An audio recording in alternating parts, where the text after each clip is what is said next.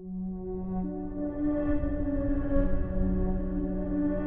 the year 258 AD, at the very core of the Roman Empire, a young man was condemned to die in a way that shocked even seasoned onlookers. He was bound to a metal grid set over roaring flames, his body slowly seared by the iron and fire.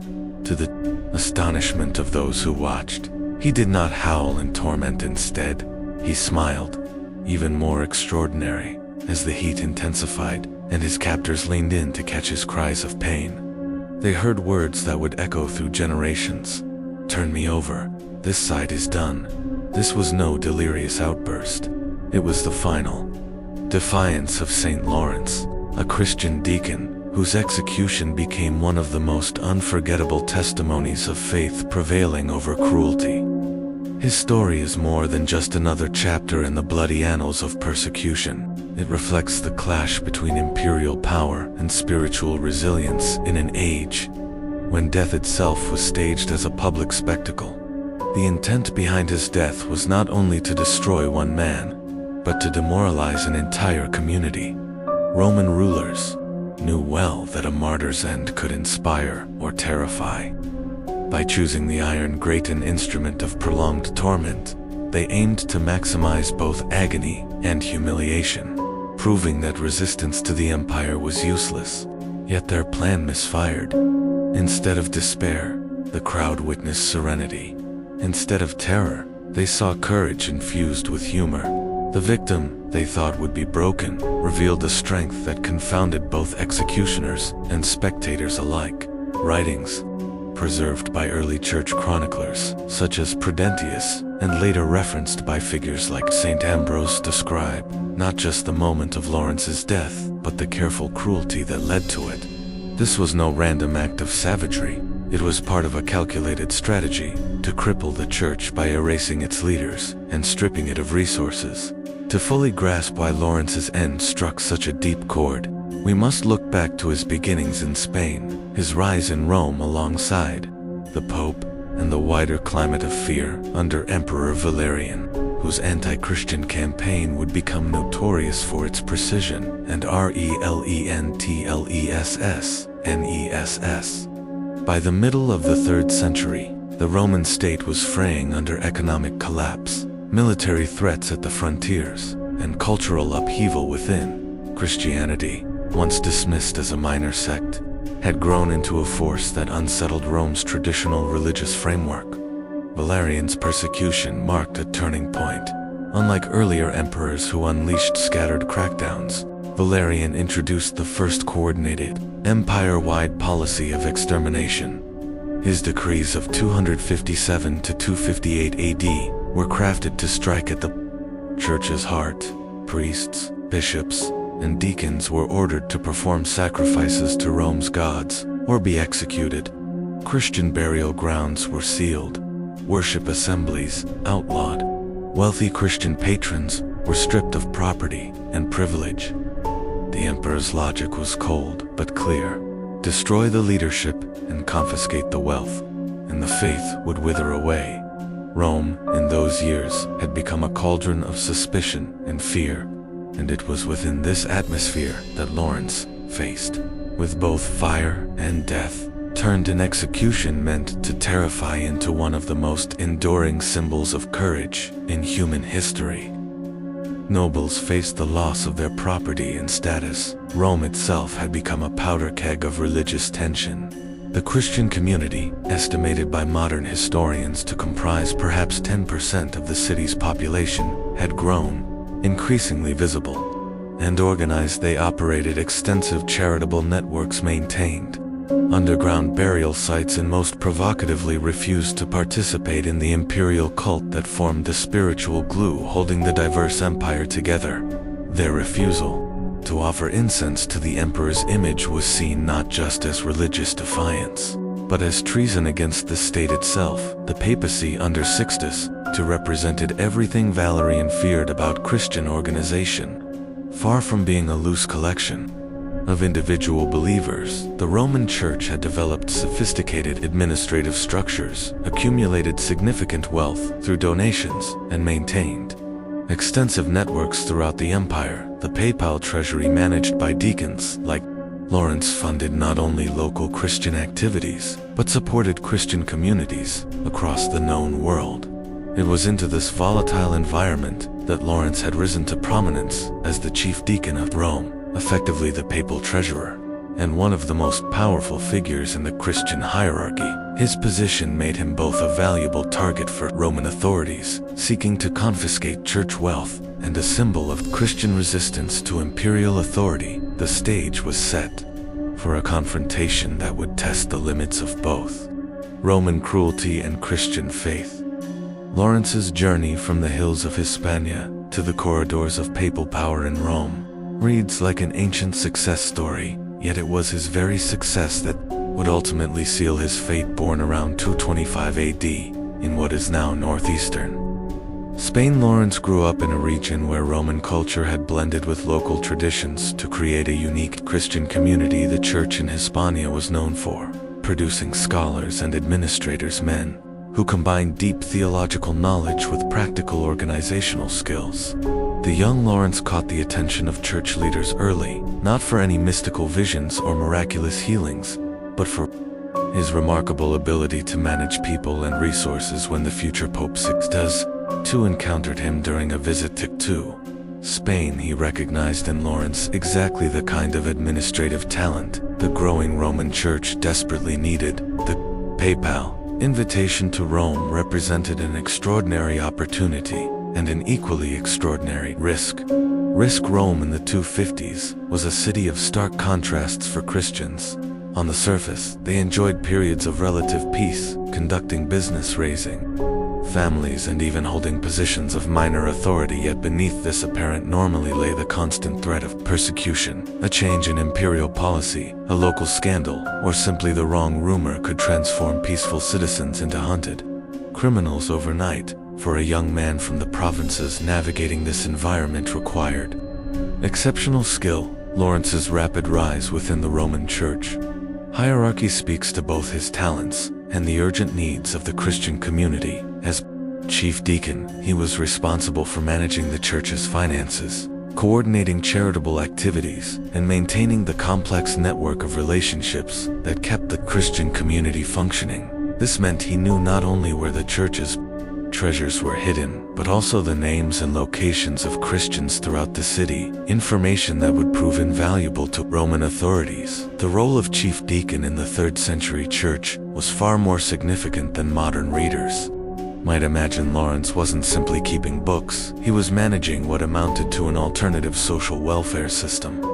The Roman Church fed thousands of poor, daily supported widows and orphans, ransomed prisoners, and provided burial services for those who couldn't afford them. This extensive charitable network had made Christianity attractive to many, but it had also made the church wealthy and therefore dangerous in Roman eyes.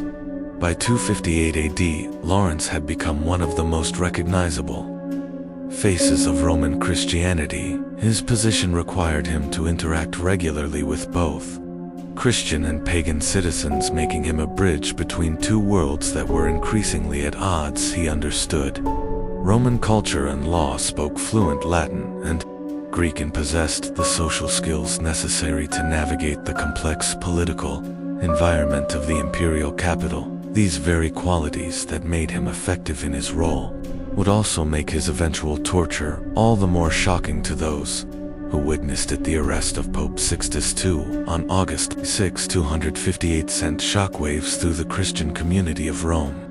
Roman soldiers acting on direct orders from Emperor Valerian burst into the underground cemetery of San Callisto during a Christian service, seizing the Pope and several deacons. The timing was deliberate, catching the Christian leadership together in violation of imperial edicts provided legal justification for what followed. Within hours, Sixtus and his companions were executed, their deaths serving as both punishment and warning. Lawrence, who had not been present at the fatal gathering, now found himself the highest-ranking Christian official still alive in Rome. The weight of this responsibility was crushing. Thousands of Christians looked to him for guidance, while Roman authorities viewed him as the key to dismantling what remained of the church's infrastructure. His position made him simultaneously the most important and most hunted man in the Christian community, the Roman prefect acting under Valerian's specific instructions regarding church property summoned Lawrence for interrogation. The meeting held in the prefect's official residence was less an arrest than a negotiation. Roman law was complex regarding confiscation of property, and authorities needed Lawrence's cooperation to identify and seize church assets. Legally, the prefect offered what seemed like a reasonable bargain: surrender the church's treasures, and Lawrence might escape with his life. What followed was a conversation that revealed the fundamental misunderstanding between Roman and Christian worldviews, the prefect thinking in terms of gold, silver, and precious stones demanded to know where the church's wealth was hidden. Lawrence, understanding treasure in entirely different terms, asked for 3 days to gather what the church valued most. The Romans, interpreting this as cooperation, granted his request, not realizing they had been outmaneuvered by a man who was about to turn their expectations upside down during those 3 days. Lawrence worked frantically to distribute the church's material wealth to the poor, sell valuable items to provide for Christian families, and arrange for the safety of as many believers as possible. He understood that his time was limited, and that his actions in these final days would determine not only his own fate, but the future of Christianity in Rome. Every decision carried enormous consequences for people who depended on the church for survival. The psychological pressure during this period must have been enormous. Lawrence knew that accepting the Roman offer meant betraying everything he believed in, while refusing meant certain death under circumstances designed to maximize suffering. Yet historical accounts suggest he approached this impossible choice with remarkable clarity, even humor. He seemed to understand that his death could accomplish more than his life, a calculation that would prove prophetic in ways neither he nor his captors could imagine. The mockery of Roman authority. On August 10, 258, Lawrence returned to the prefect as promised, but what he brought with him shattered every Roman expectation. Instead of chests filled with gold and silver, he arrived accompanied by hundreds of the city's poorest residents. The blind, the lame, the widowed, and the orphaned. These were the people the Roman Church supported through its charitable works, individuals who represented the very bottom of imperial society's hierarchy. As the confused prefect looked on, Lawrence gestured toward this assembly of human misery and declared, "These are the treasures of the church." The audacity of this gesture cannot be overstated in a society where wealth meant power and poverty meant shame. Lawrence had effectively declared that Rome's fundamental values were inverted. The people Romans considered worthless slaves, beggars, social outcasts were, in Christian understanding, the most valuable treasures on earth. This wasn't just religious symbolism. It was a direct challenge to the entire imperial worldview. The prefect's rage was immediate and profound. What had begun as a straightforward property confiscation had become a public humiliation. Roman officials were accustomed to fear and submission from those they interrogated. Instead, they faced a man who seemed utterly unconcerned with their power, and who had transformed their demands into an opportunity for mockery. The careful legal process Valerian had established was now secondary to the need to reassert Roman authority. The decision to execute Lawrence by roasting him alive on a gridiron was not spontaneous cruelty. It was calculated psychological warfare. Romans understood the power of spectacle in public. Execution served multiple purposes: punishment of the criminal, deterrent to potential criminals, and entertainment for the masses.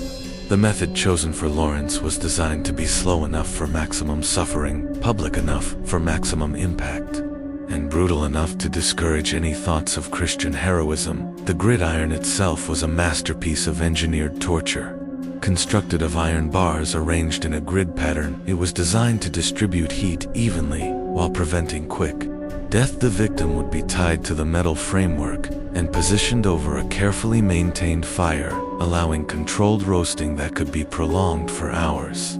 The heat would be intense enough to cause excruciating pain, but regulated to prevent immediate death from shock or smoke inhalation. Roman Executioners were skilled professionals who understood human anatomy and the mechanics of death. They knew how to maintain the fire at precisely the right temperature to maximize suffering, while ensuring the victim remained conscious as long as possible. The positioning of the body, the timing of turning, the management of flames, all were calculated to create a spectacle that would burn itself into the memory of every witness, Christian and pagan alike. The execution ground filled with spectators as word spread through Rome that the infamous Christian deacon would be publicly tortured to death. The crowd represented a cross-section of imperial society, Roman citizens seeking entertainment, Christians praying for their leader's soul, imperial officials ensuring the emperor's will was carried out, and curious foreigners drawn by the spectacle.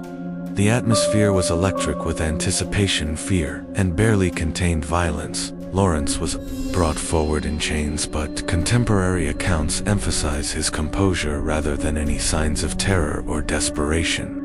Roman executioners were experts at reading condemned men, and they typically encountered one of two responses: either complete psychological collapse or desperate attempts at bravado.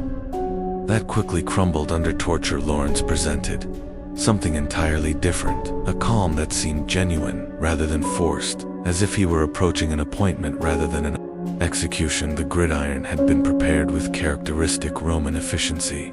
The iron bars glowed with heat, positioned at precisely the right height above carefully arranged coals. The executioners had tested the temperature, ensuring it would be hot enough to cause immediate intense pain, but not so hot as to cause rapid death.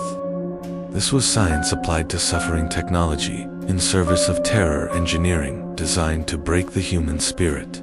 As Lawrence was stripped and bound to the metal framework, the crowd grew quiet. This was the moment when condemned men typically began screaming, begging for mercy, or calling upon their gods for deliverance. The silence that followed was more unsettling than any outcry would have been. Instead of the expected cries of agony, witnesses heard something that defied comprehension. Lawrence began to speak, not in desperation, but with what sounded remarkably like conversation. The physical reality of what was happening to Lawrence's body was horrific beyond description. Human skin begins to burn at temperatures around 140 F, and the gridiron was far hotter than that.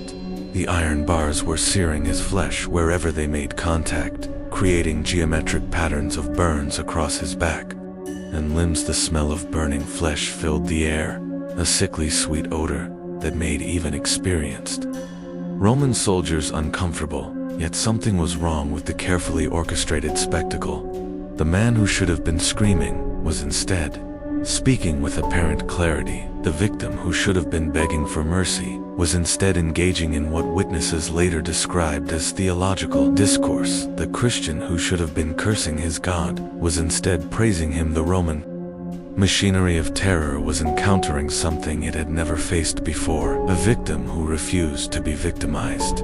As the flames intensified and the iron bars grew hotter, Lawrence's response became even more inexplicable. Instead of the anticipated breakdown, he began what witnesses described as a sustained conversation with his executioners, speaking with clarity that suggested complete mental coherence. Despite the unimaginable physical trauma his body was enduring, Roman officials trained to recognize the stages of torture-induced psychological collapse found themselves dealing with something entirely outside their experience. The most famous of Lawrence's statements during the torture has echoed through history. Asimest versa et, I am cooked on this side, turn me over and eat. The Latin phrase, carefully recorded by multiple witnesses, reveals not delirium but sophisticated wordplay. Lawrence was making a pun, comparing himself to meat being prepared for a feast, while simultaneously mocking his executioner's inability to break his spirit. This wasn't the desperate humor of a man losing his sanity. It was calculated defiance, wrapped in wit. The psychological impact on the executioners was immediate and profound. These were men accustomed to screams, pleas, and eventual submission. Their expertise lay in understanding how torture affected the human mind and body, knowledge that made them effective instruments of imperial justice. Yet here was a victim who seemed to be directing his own execution, offering advice on technique, while displaying no apparent distress about his circumstances. Roman spectators, expecting entertainment in the form of Christian cowardice, instead witnessed something that challenged their understanding of human nature itself. The crowd grew restless, uncomfortable with a spectacle that wasn't proceeding according to familiar patterns. Some began to murmur about divine intervention, others about supernatural powers. The execution that was supposed to demonstrate Roman authority was, instead, raising questions about the nature of that authority. The executioners, following standard procedure, did indeed turn Lawrence over, but their actions now seemed to be taking orders from their victim rather than controlling him. Each movement of the gridiron, each adjustment of the flames, appeared to be happening at Lawrence's suggestion, rather than according to Roman design. The torturer-victim relationship had somehow been inverted, with the man being burned alive becoming the dominant figure in his own execution. Contemporary Christian writers recorded additional statements from Lawrence during his ordeal, including prayers for the conversion of Rome itself, and expressions of gratitude for being found worthy of martyrdom. Whether these accounts are historically accurate or represent later embellishment, they point to something unprecedented in Roman execution. Records a victim who used his torture as a platform for proclamation, rather than as a reason for submission. The Roman crowd's reaction to Lawrence's execution represents one of the most documented instances of mass psychological transformation in ancient history. What began as typical imperial entertainment, the public destruction of an enemy of the state, gradually became something else entirely. Spectators who had come expecting to witness Roman power triumphant over Christian weakness, instead found themselves questioning everything they thought they understood about strength, weakness, and the nature of victory itself. The social composition of the crowd made their reaction particularly significant. These weren't Christian sympathizers or religious seekers. They were ordinary Roman citizens who had internalized imperial values and expectations. They understood the purpose of public execution and their role as witnesses to imperial justice. Yet as Lawrence's torture continued without producing the expected results, their confidence in familiar categories began to erode. Roman executions followed predictable patterns that audiences recognized and anticipated. The condemned would initially show defiance, then gradually break down under torture, eventually pleading for mercy or death. This progression served important social functions. It demonstrated that Roman power could overcome any resistance. It provided cathartic entertainment for the masses, and it reinforced social hierarchies by showing what happened to those who challenged authority. Lawrence's execution was subverting all these expectations. The murmuring in the crowd grew louder as witnesses struggled to make sense of what they were seeing. Some invoked traditional Roman explanations, perhaps Lawrence was under the influence of foreign magic, or maybe the gods were testing Roman resolve. Others began to whisper about the possibility that the Christian God might actually be more powerful than Roman deities. Most unsettling of all, some began to question whether the Romans were the villains in this particular drama. The transformation wasn't uniform or immediate. Different sections of the crowd reacted differently, creating pockets of conversation, argument, and growing tension. Roman officials recognized the danger signs. Public executions that turned audiences against the executioners had historically led to riots, political upheaval, and challenges to imperial authority. What had begun as a demonstration of power was threatening to become a demonstration of powerlessness. The moment that crystallized the crowd's transformation came when Lawrence, after hours of torture, raised his head and addressed not his executioners, but the Roman prefect himself. According to multiple accounts, he thanked the official for the opportunity to demonstrate Christian faith and offered prayers for the conversion of the Roman Empire. This final act of defiance, or perhaps charity, left even hardened Roman officials stunned into silence. Lawrence's death, when it finally came, was as unexpected as everything else about his execution after. hours of torture that should have reduced him to a broken wreck. He died not with screams or curses, but with what witnesses described as a prayer of thanksgiving. The man who had defied every Roman expectation about human nature continued that defiance until his final breath, transforming even his death into an act of worship rather than defeat. The immediate aftermath of the execution was chaos.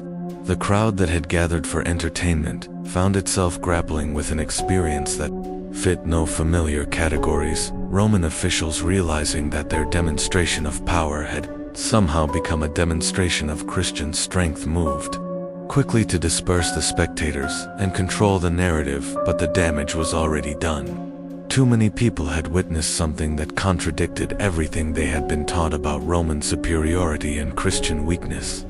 Within hours, stories about Lawrence's execution were spreading throughout Rome with the speed that only truly shocking news achieves. The details grew in the telling, but the central fact remained consistent. A Christian deacon had been tortured to death in the most horrific manner Roman ingenuity could devise, and he had somehow turned his torture into triumph for a city accustomed to clear distinctions between victors and victims. The implications were profoundly unsettling.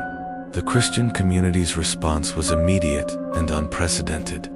Instead of being terrorized into submission as persecution was designed to achieve Roman, Christians were galvanized by Lawrence's example. The very brutality of his execution, combined with his extraordinary response to it, created a powerful symbol of Christian resistance that imperial authorities were powerless to suppress. The martyr they had created was proving more dangerous dead than he had been alive. Roman authorities quickly recognized their mistake. The execution that was supposed to demonstrate the futility of Christian resistance had instead provided Christians with their most powerful symbol yet. Lawrence's death was being interpreted not as evidence of Roman strength, but as proof of Christian victory over Roman power. The empire's most refined instruments of terror had been rendered impotent by one man's refusal to be terrorized. The practical consequences were immediate and far-reaching. Christian converts began openly declaring their faith despite the ongoing persecution. The church's charitable networks, which Lawrence had died protecting, reconstituted themselves with new vigor. Most significantly, Romans themselves began asking questions about a religion that could produce such extraordinary courage in the face of such extraordinary suffering. The execution had backfired completely, achieving the opposite of its intended effect. The martyrdom of Saint Lawrence marked a turning point in the relationship between the Roman Empire and Christianity, though the full implications wouldn't become clear for several decades. In the immediate aftermath of his death, Emperor Valerian's persecution actually intensified as imperial authorities recognized that their standard methods of suppression were proving counterproductive. Yet this very escalation revealed the growing desperation of an empire struggling to maintain control over a religious movement that seemed to grow stronger with each attempt to destroy it within the Christian community. Lawrence's death became the gold standard for martyrdom. His combination of administrative competence, theological sophistication, and extraordinary courage under torture provided a model that inspired generations of Christian leaders. More importantly, his ability to transform torture into testimony gave Christians a new understanding of how suffering could be redemptive rather than merely destructive. The church that emerged from Valerian's persecution was stronger, more organized, and more confident than the one that had entered it. The broader Roman society was equally transformed, though in ways that imperial authorities found deeply troubling. Lawrence's execution had been witnessed by hundreds of people who carried their testimony throughout the empire. The story of the deacon who had mocked his torturers while being burned alive became a powerful tool for Christian evangelization, demonstrating that Christian faith could provide strength beyond anything Roman power could offer. The very spectacle designed to discourage Christian conversion was instead encouraging it.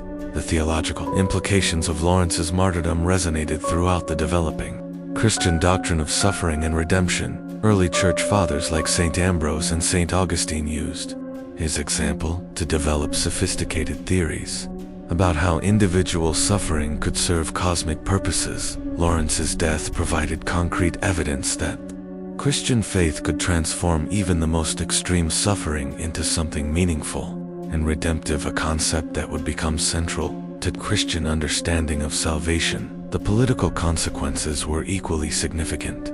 Lawrence's execution demonstrated that Roman imperial power, despite its apparent omnipotence, had limits that even its own officials didn't fully understand.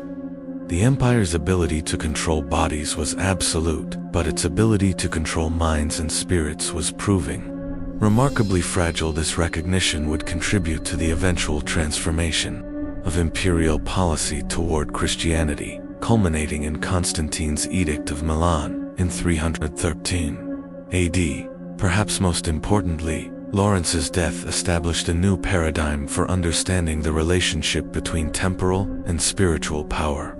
His ability to maintain dignity, humor, and faith while being tortured to death suggested that there were forms of strength that physical force couldn't touch. This insight would prove revolutionary, not only for Christianity, but for the entire Western understanding of human rights, dignity, and the limits of political authority. The story of St. Lawrence's martyrdom continues to resonate 17 centuries after his death because it addresses fundamental questions about human nature, suffering, and the source of ultimate meaning that remain as relevant today as they were in ancient Rome, in an age when we like to think we've moved beyond the barbarities of the past.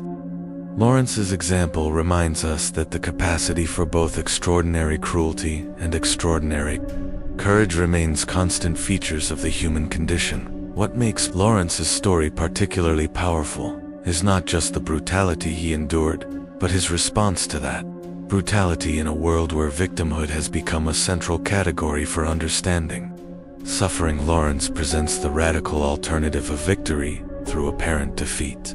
His refusal to be broken by torture, his ability to maintain his humanity while being treated with inhuman cruelty, and his transformation of his execution into an act of worship challenge comfortable assumptions about power, weakness, and the nature of triumph itself.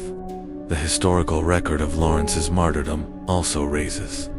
The story of Lawrence also leaves us with enduring questions about the tension between faith and human reason, questions that remain as puzzling today as they were in antiquity.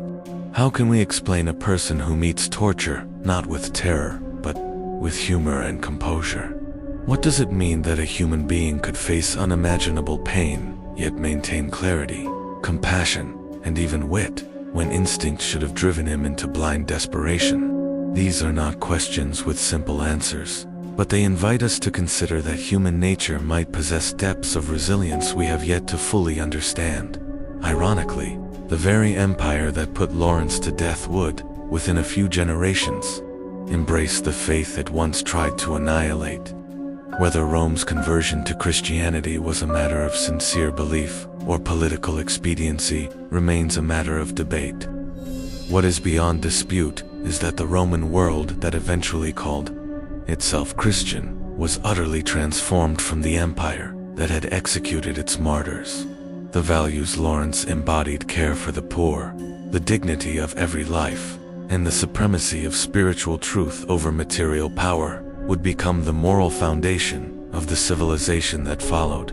For us today, living in a world where religious persecution still scars many societies, Lawrence's witness remains both an inspiration and a provocation. His death testifies to the reality that no government, however ruthless, can ultimately overcome people who are willing to endure suffering for their deepest convictions. Yet his story also challenges us to ask, how much are we ourselves prepared to sacrifice for the ideals we claim to cherish? The deacon, who looked to heaven while burning on a Roman gridiron, left behind more than a tale of extraordinary courage. He offered a reflection on human dignity, on the mysterious sources of inner strength, and on the paradox that what seems like utter defeat can sometimes reveal the truest form of victory. Even now, in a world still wrestling with questions of suffering, power, and meaning, the young Spaniard who died in Rome speaks across the centuries. reminding us that there are some triumphs which fire cannot consume.